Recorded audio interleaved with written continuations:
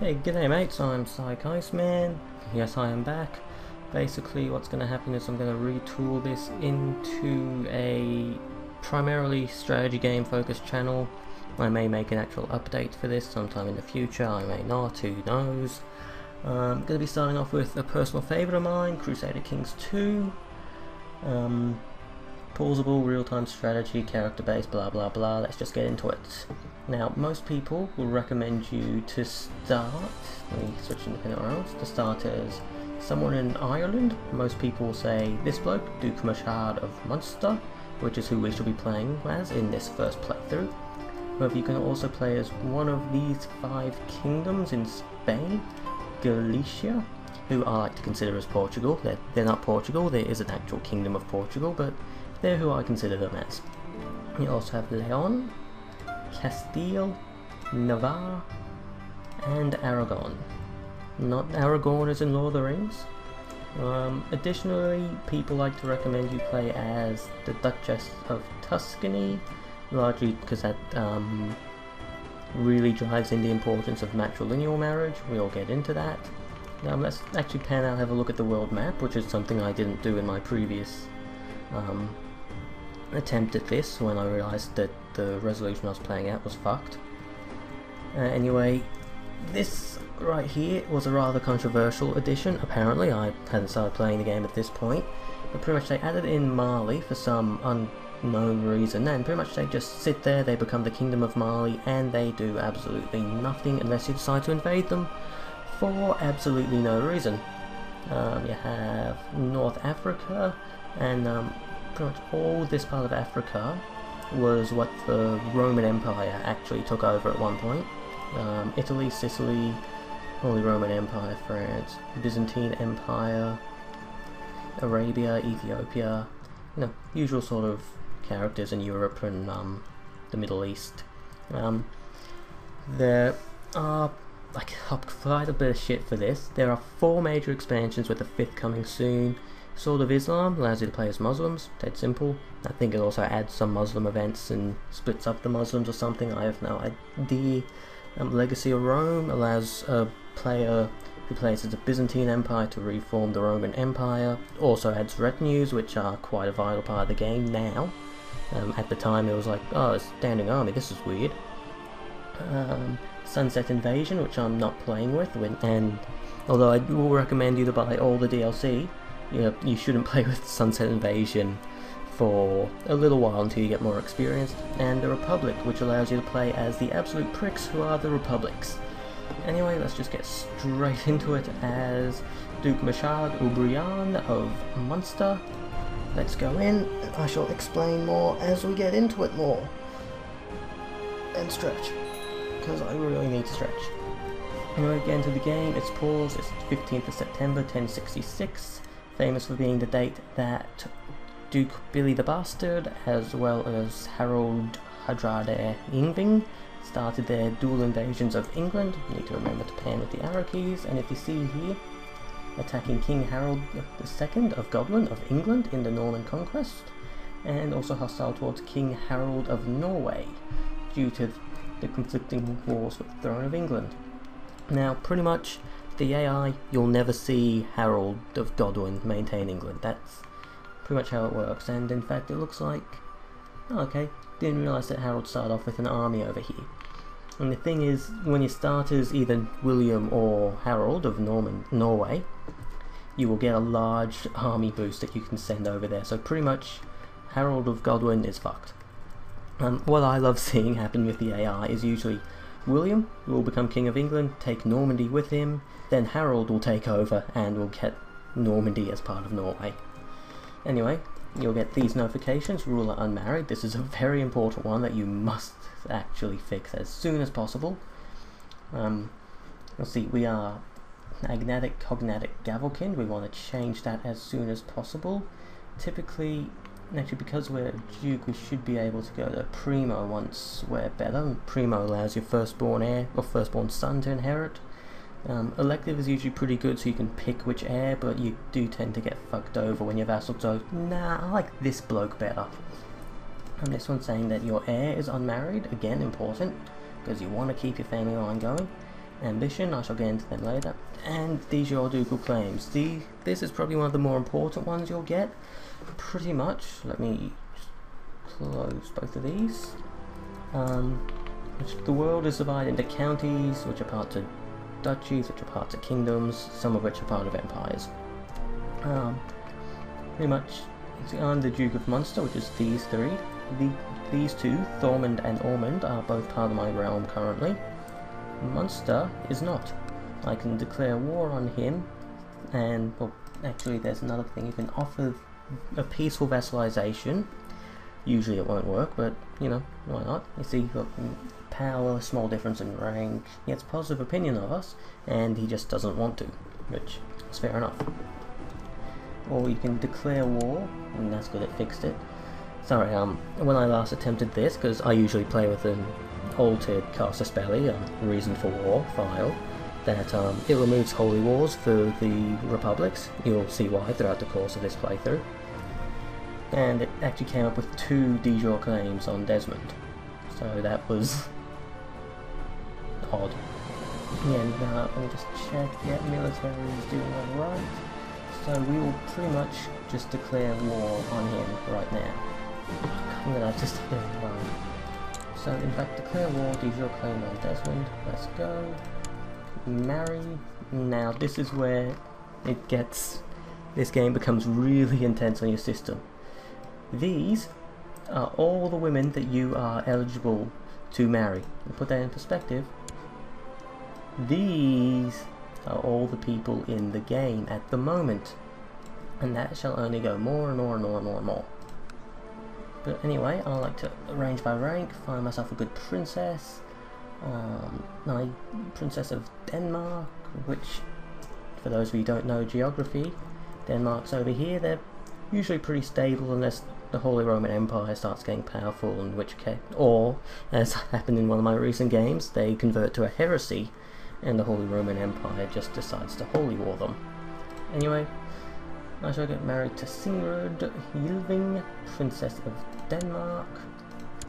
Then, and my heir shall marry the Princess of Navarre, unless I can find a good Emma of France. France tends to be a decent ally in this game. Actually, I shall betroth him to Emma of France. There we go. Now, my ambition, you game the system here. So you get different ambitions, it'll depend on your rank, where you are in the game. If you're a vassal of someone, you can get a spot on their council, you can improve your stats. I'm not going to go too deep into these because I don't fully understand all the mechanics behind it. But pretty much, so you can game it, you can get married, you get 10 piety, which piety is pretty important. And then you get to immediately pick a new one. So yay! And let me just double check, when did I claim the throne? 63, so in 74 I'll be able to, excuse me, I'll be able to switch into primogenitor, or into that other one, elective. God, my mind was blanking. Anyway, let's unpause, flick it up a couple. Betrothal between Brian and Princess Emma, that's good. You'll get there 1st of October, that's good. Let me just make sure my most powerful marshal is leading. Ooh, and that's the other thing I forgot to set my council to do things. Now, what I like to do is ban my councillors from leading troops, just personal for there. You shall start fabricating a claim on Sorry. You shall train troops. You shall collect taxes. This is pretty gamey, but everyone does it. The Byzantine Empire usually lead in terms of technology, so what you do is you pass the spy master into Constantinople, where pretty much what happens is you have a 9% chance a year to steal one of their technological progress. Court chaplain, usually you just park him in your own, make the poke your best mate. Actually, I should go into more detail here. Chancellors, you can't give them a new job for 6 months. Your Chancellor, that's your court members, your Chancellor can improve diplomatic relations, which can either improve relations with somebody in the province that you give them, no, sorry, that you send them to, or it can make it worse. It's a percentage chances, depends on the skill. You can fabricate claims, which is what they'll usually be doing most of the time, which, you know, you can either get a strong claim which you have to pay for, or you can piss off the leaders there, or you can sow dissent, which that's what it means. It tries to get the vassals and their lieges to go against each other. Marshals suppress revolts, is pretty obvious. Less revolt risk, more arrest chance. Train troops, which is pretty important if you're small. Gives you more levy, they reinforce quicker, and you could also get even more levy. Or research military tech, which is pretty much your mid to large round 1, which pretty much ups your tech advance, which again I don't know the full details, the full mechanic on that. Your steward, collect taxes, that's pretty much what you want to be doing all the time, because it gets you more tax to begin with, and you can get more tax as an event. You can speed up construction, doesn't really matter. And research econ tech, which is the same as your military tech. Spymaster, scheme, increases plot discovery, and can also discourage factions as well, which factions are a bitch, let me just tell you that. Builds spy network, ups your intrigue chances in there, and steal tech. Your court chaplain can convert, it can study cultural tech, and can improve relations with the Pope. Now, over here in tech, these are all the areas. Pretty much it's just passive. And what I usually like to do is focus legalism, because that will increase how many holdings you can have personally. And for anyone wondering, it's spelled Demesne, it's pronounced domain. Laws, I like to keep them pretty standard. When you're a king or higher, you'll also get to choose like your crown authority, so pretty much how much power you have over your vassals, and your investiture, which you pretty much just want to stick with papal unless you want to be excommunicated every other day. Everything else we'll deal with as it comes. So anyway, back to the game. Okay, now when you get married, you can either take gold or take prestige. I usually like to take the gold. I mean, it's only $2, but every little bit helps. Yep. I'm married to the king of Denmark's daughter. I shall pause it again. I shall try. No, I can't call in Denmark. It's okay. I shouldn't need them. Close out. Fulfill the ambition to get married. So now I shall improve diplomacy. Diplomacy will provide opinion boosts with everyone. Okay, so now let's see how this battle is going. We should have it won pretty easily. We do outnumber them. I do understand this game isn't the most, oh shit. Oh no, sorry, we're the defenders. I always get that wrong. I understand this game isn't the most exciting in the world, but I love it. I'm a big fan of strategy.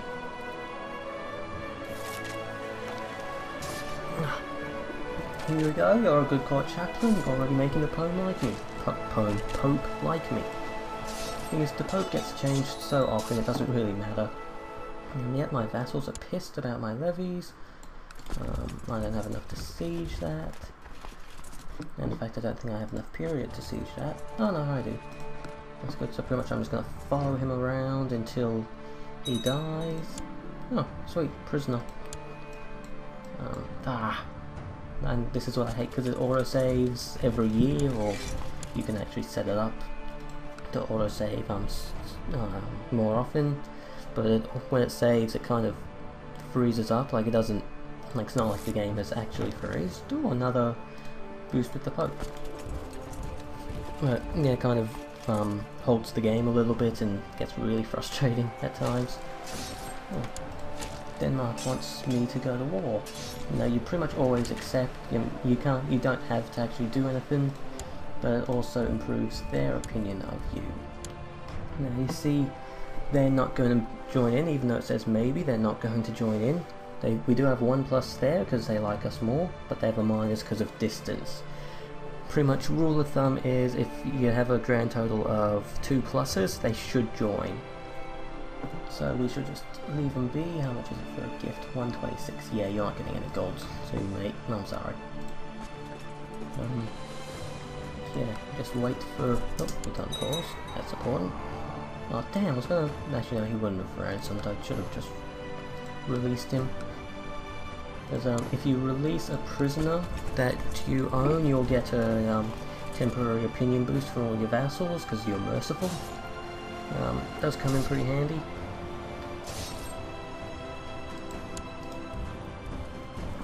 Sorry, I needed a drink there. But yeah, it does come in pretty handy, especially as you get more and more vassals.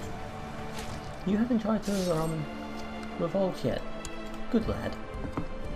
Let me just see. No, I'm not going to have enough to siege anytime soon, so I can just hope that at this he wants to surrender. No, sure.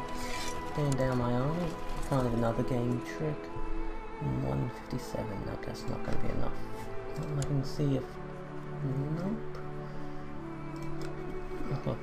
Because yeah, the thing is with when you're small and don't have a large army, you tend to not be able to actually be able to siege anything, which is a little bit of a problem. So I shall raise up my personal troops, change leader. No, I am going to catch her. Pretty much. Yeah. Let's see, yeah, see, I need another 200 troops to be able to siege that.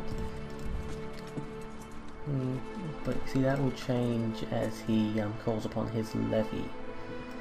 So pretty much what I'm going to have to do is just keep smashing his armies. My aunt has died. Oh well. I love that.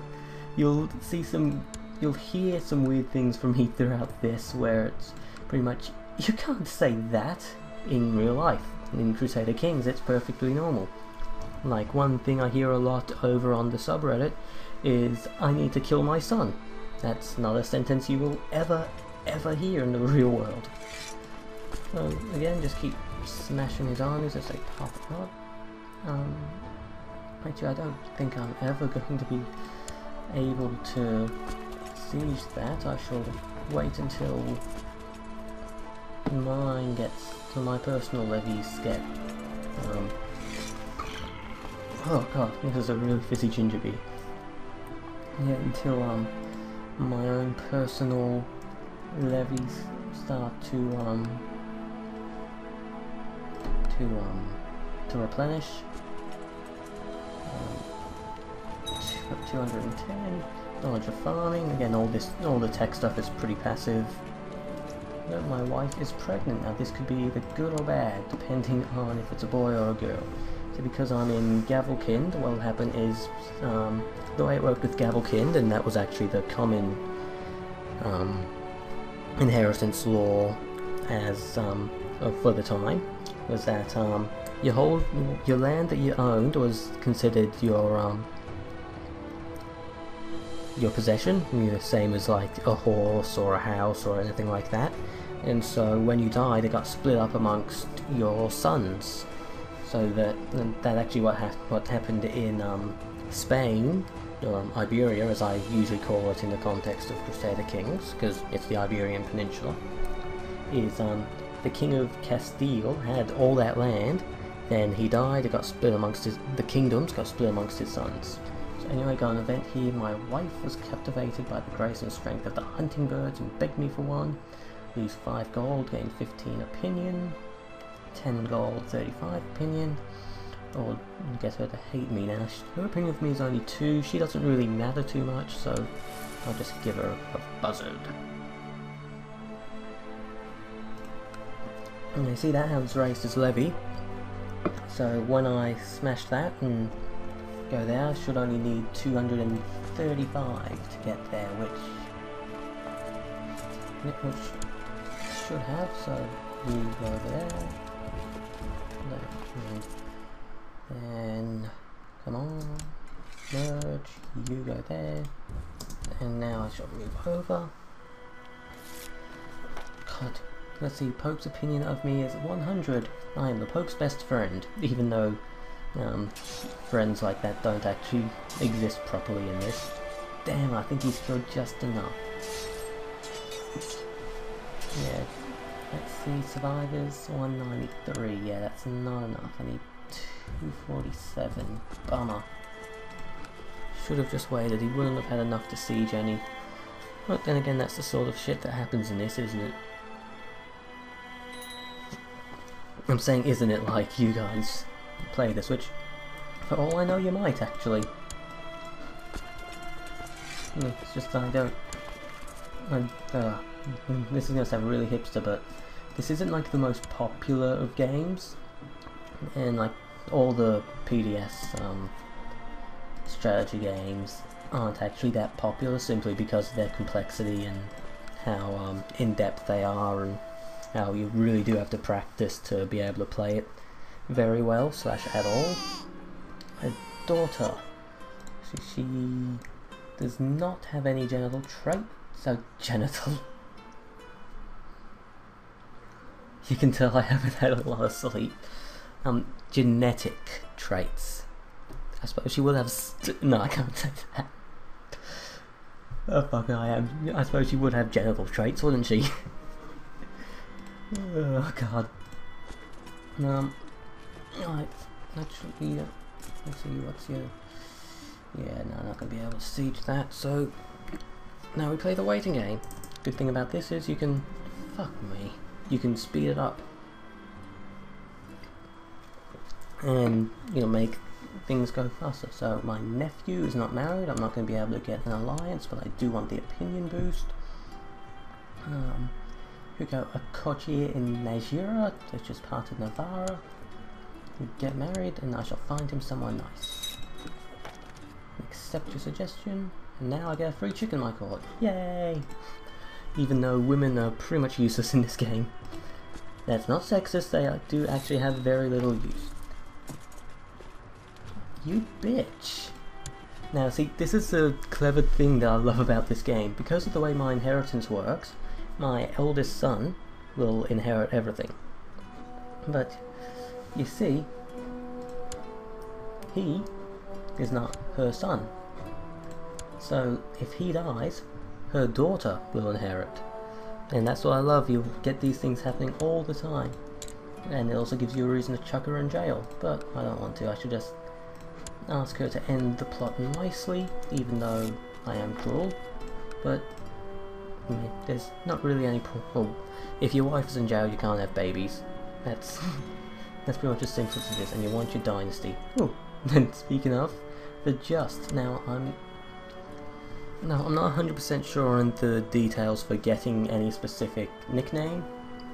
I know that as you get later in the game, every single rule is going to be the Great, because you need 2,000 prestige in order to become the Great.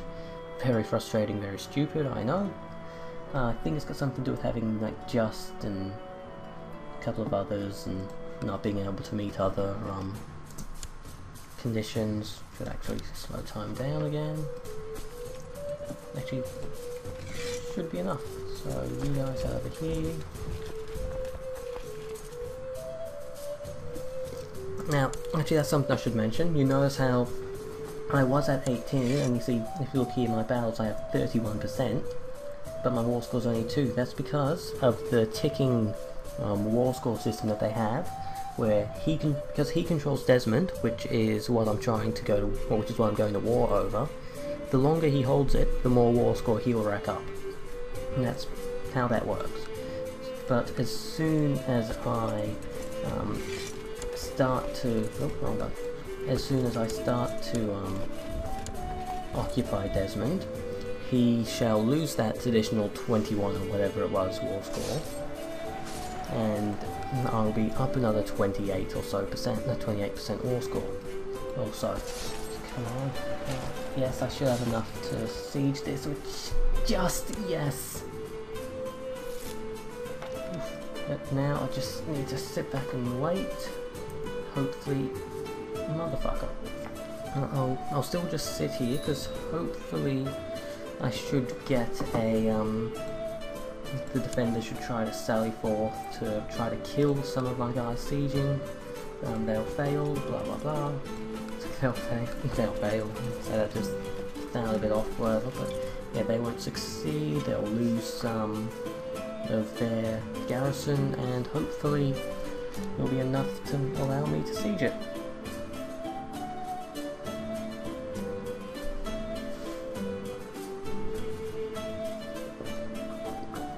Sorry to finish that can.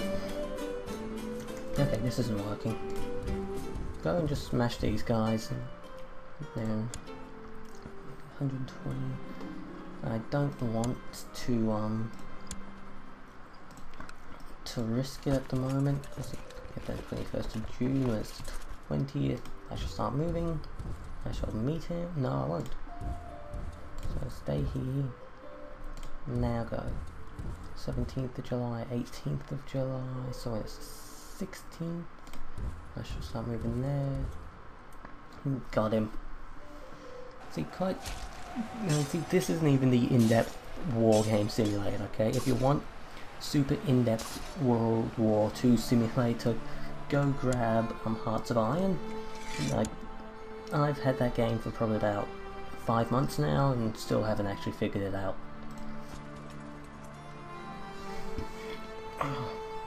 Yeah, but that is also from lack of trying. Maybe I should just hire a band of mercenaries. 7 gold a month. I'm not going to be able to keep them for very long, but it should do nicely. So what I shall do is I shall send you guys across first,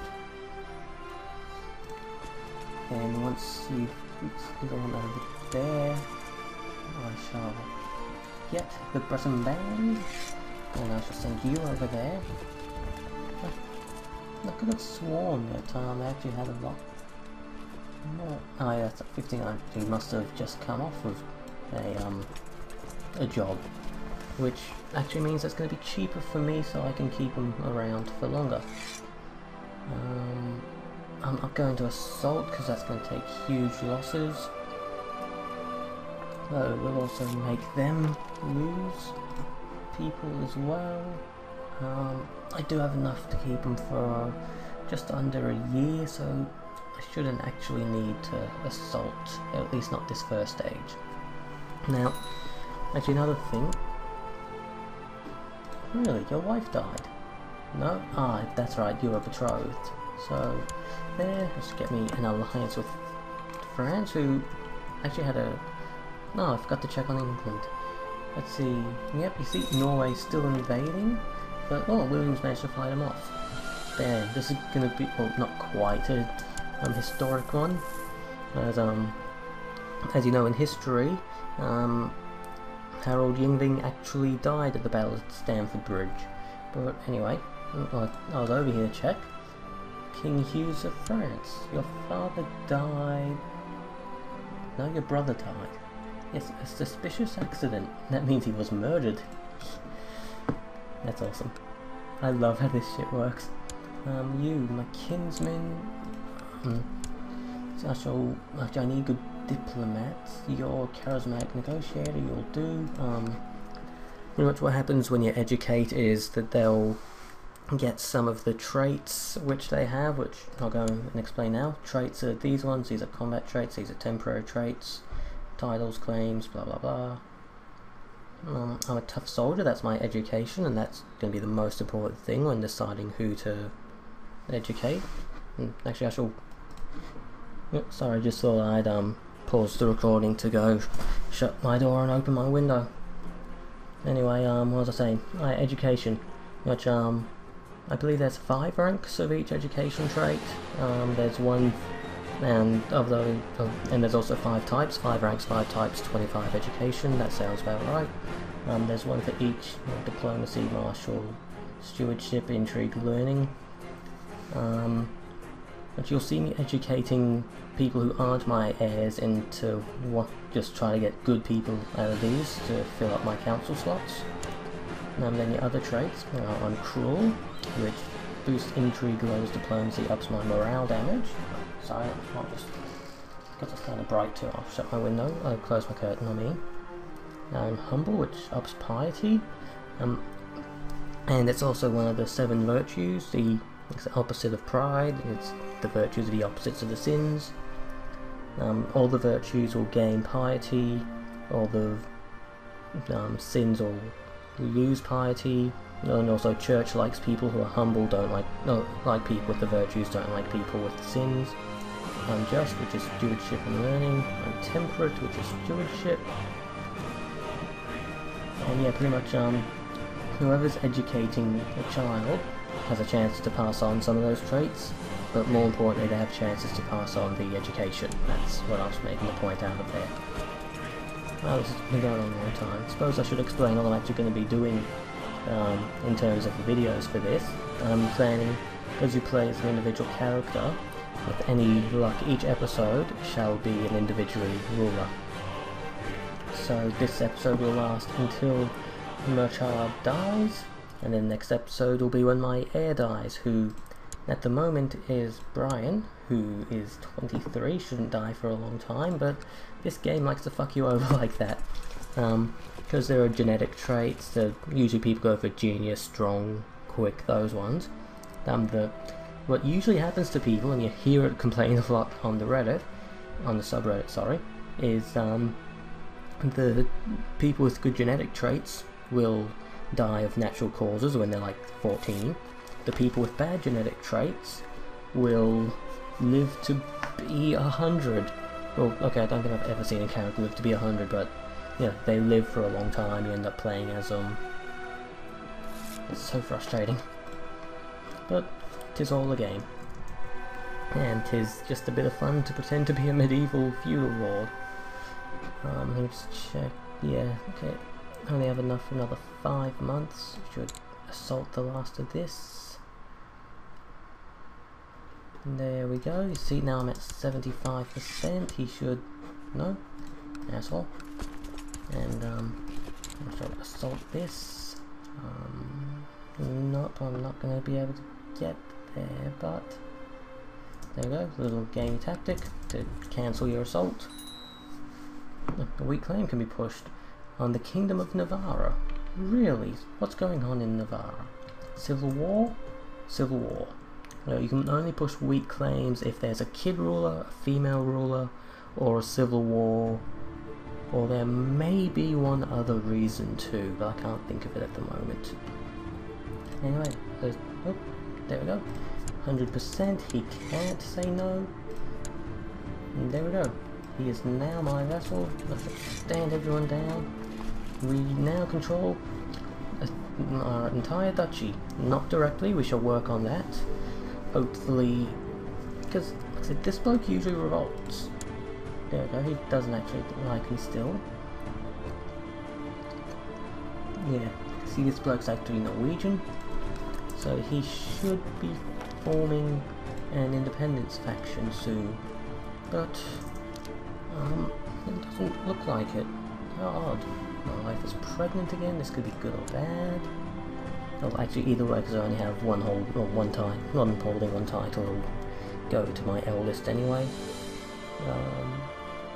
So yeah, just gonna need to keep fast forwarding until I get a claim on Osori.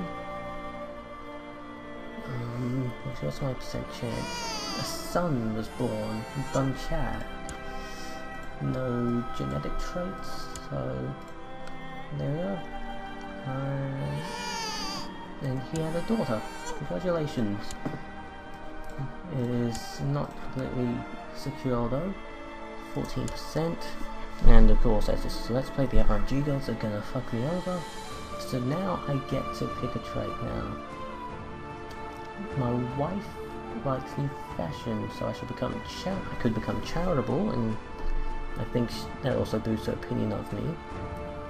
And we shall both gain zealous, which boosts church opinion. Or I can become greedy.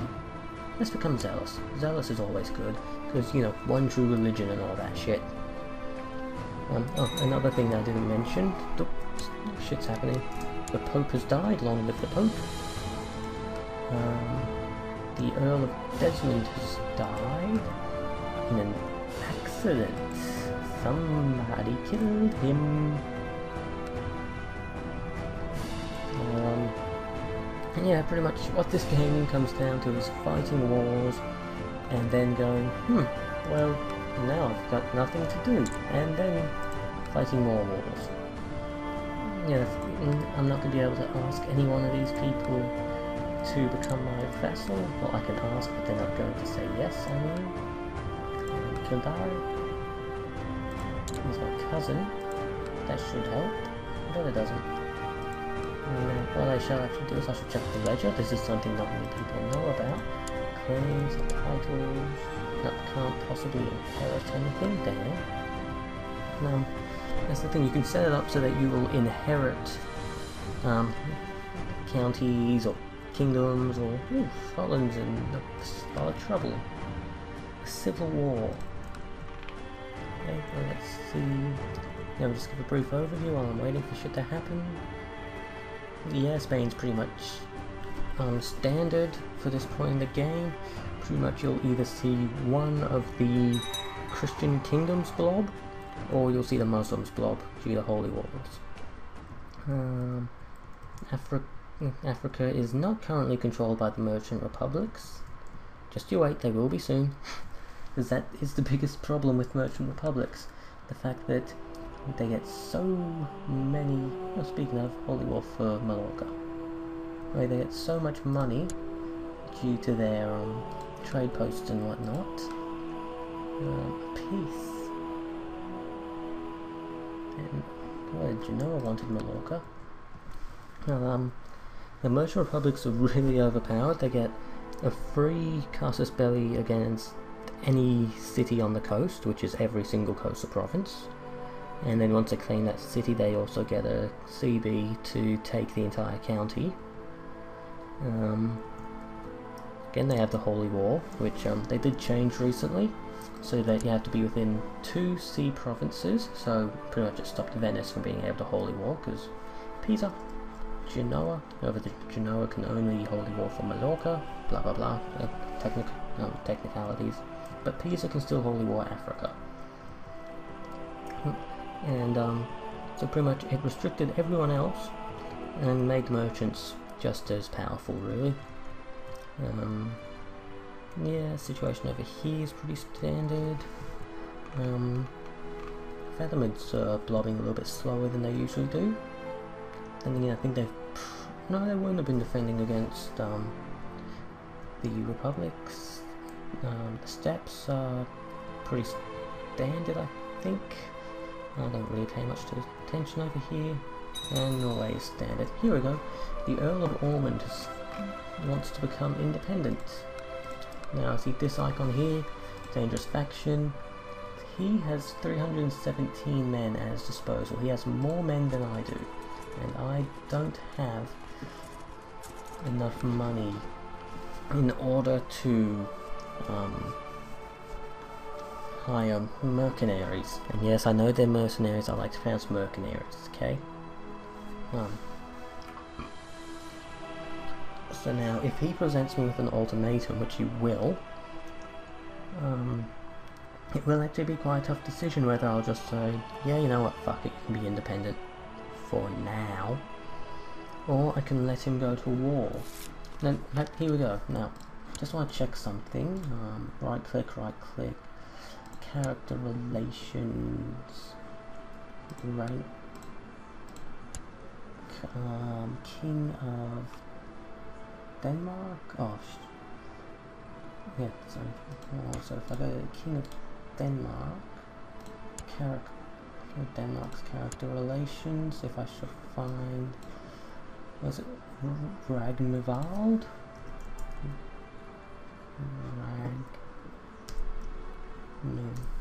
Ragnvald. Okay, he likes us more than him. And what about our buddy down here in France? King Hughes of France. Character relations. Ragnvald. Okay, so I could be able to rely on here, so I will not be blackmailed, which will start a civil war. Now let's see, I can call... No!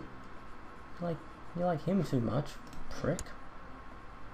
Although you like me more, however I shall raise my troops. I do have just enough to be able to take on his army. So hopefully, like, damn. I was hoping to be able to switch up my son. Yeah, that's not what I really wanted to want. I was hoping to be able to switch up my doohickey, my soldiers and that. So, oh no, I might, yes, have it. Oh shit, that was me. Fuck. So yeah, looks like this episode is going to go by rather quickly. So let's see, offer peace, nope. Either way he gets imprisoned, pretty much.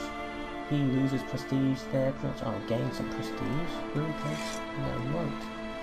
So I shall move, I shall make some of my best marshals leading, and I shall give chase to try to boost my war score a little bit more. It's such a pity that I'm managed to become incapable so quickly. So looks like this might only be like an hour long episode or something like that. Because I can't possibly imagine that well, actually that's not true. Incapable lowers all my stats. Oh wow, I imprisoned him. How awesome is that? And also drops my health and fertility. So now offer peace. He is still in jail, and because he is a traitor, your title is now my title, bitch. And can I... No, I can't switch while I'm in a regency. Prick. So pretty much my second son, Murchad, will gain the county of Ormond, which, you know, isn't a terrible thing. You know, I'll still maintain being his vassal lord because my heir shall get the duchy. But, you know, shit happens and I still haven't got that claim. So let's see, you want to be my court chaplain, eh? 15 compared to 12. You know what? You are now my court chaplain. And I shall send you to Rome because the Pope needs to like me, so that I don't get excommunicated and have the entire Christian world jump on me. Oh, massive independence. Well, I always say independence. War for Edgar's claim on England. Who is this Edgar? Of course, just, I think he's just some random bloke. Yeah, just some random bloke, none of Godwin or de Normandy. Just some random bloke wants England. Greedy prick. And oh no, he's just a kinsman, never mind. And now my daughter, don't really care. I shall just use you to boost opinion. Doesn't matter if my son doesn't like me, I should boost opinion with you, the Earl of Desmond. So that's the thing, close members of your dynasty, I believe it's cousin, it's children, siblings and grandchildren. Will give plus 20 relations to whoever is you decide should educate them. So if you don't actually have a specific use for a child, just send them off to whoever doesn't like you to boost their opinion of you. That's really it.